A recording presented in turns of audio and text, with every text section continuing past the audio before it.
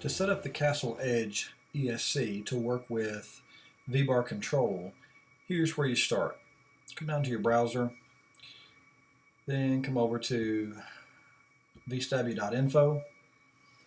After you do that, come over to right here, I believe it is the manual. Come down to governor and down to electric governor.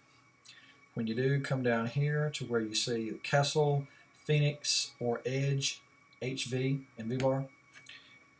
Here, Mikado has provided all of the settings for the speed control.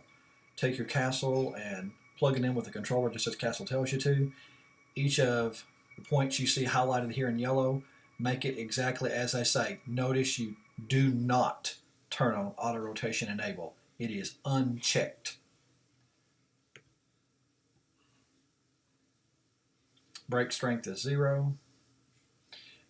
Make sure you have the current limiting set to insensitive, or the thing will cut out on you in the air, or it potentially could. The harder you fly it, the greater the chance. Just make sure you set it just exactly as you see it. The items that are highlighted yellow are the ones that are absolutely mandatory for it to work. Now this is a setup for the speed control to work with Vbar governor. That is what I'm going to walk you through.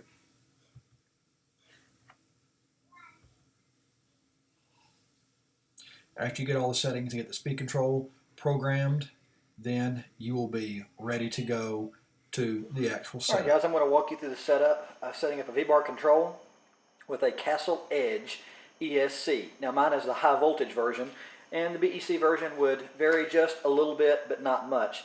But this is only going to be a setup for the Castle to work with the Vbar governor built inside of the Vbar. This is not for the Castle governor. This is only for the Vbar governor. So here we go, guys.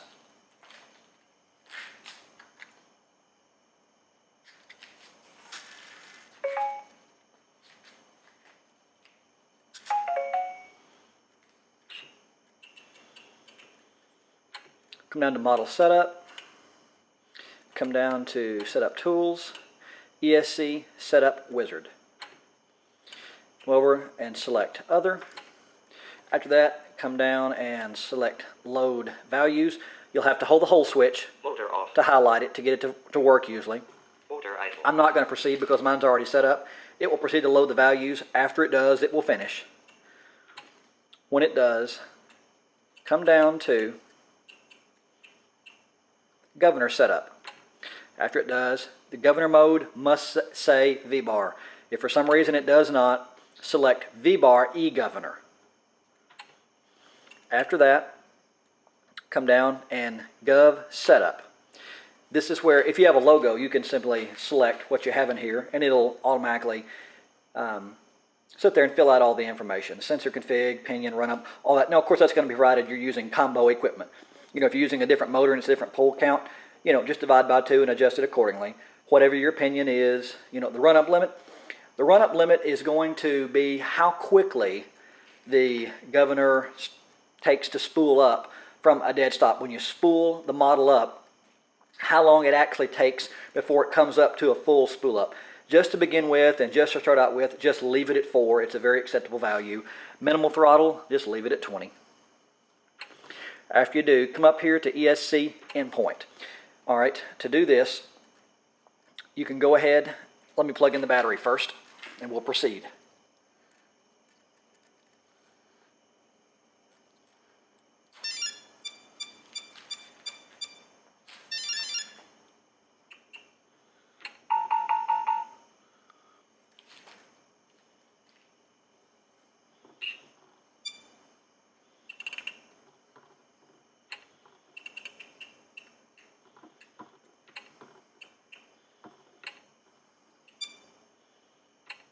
Okay, what we're going to do is, on the minimum setup, come over to low limit, and I know mine's 94 already, it's been set up, but what we're going to do is, we're going to run the helicopter. Make sure you have no main blades on it or anything like that to hit anything. What I do is run mine, this is Logo 690SX, I run it off of one pack, 6S, and plug a jumper in the other side because there's no need for full voltage here. It doesn't serve any purpose. although you can run it off 12 if you want to, or whatever full voltage you have. It won't make any difference. And what we're going to do is we're going to set up the low so when we turn the hold switch off, there is no delay on the motor starting. It starts instantaneously. If there's a little bit of a delay or if it stutters of any kind, then we need to keep raising the number. When you get the number too high, it's very simple. The model will start instantly and that will be fine, but when you hit the hold switch, the motor won't stop. It'll keep wanting to bump or knock, or of course if you get the number way too high, way too low, it'll want to keep running. So what you do, you set that until the motor starts instantly as soon as you turn the hold switch on, but don't go one single number further. That's how you set the low limit. The high is very simple. Turn it down around 80 or something like that. Run the stick all the way to the top. The model will spool up all the way.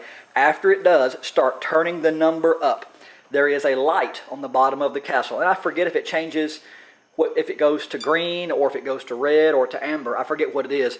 But when you reach full throttle, you'll notice the LED will change to a different color, indicating that you have hit 100% throttle. That is true 100% throttle as the speed control is sending out the power.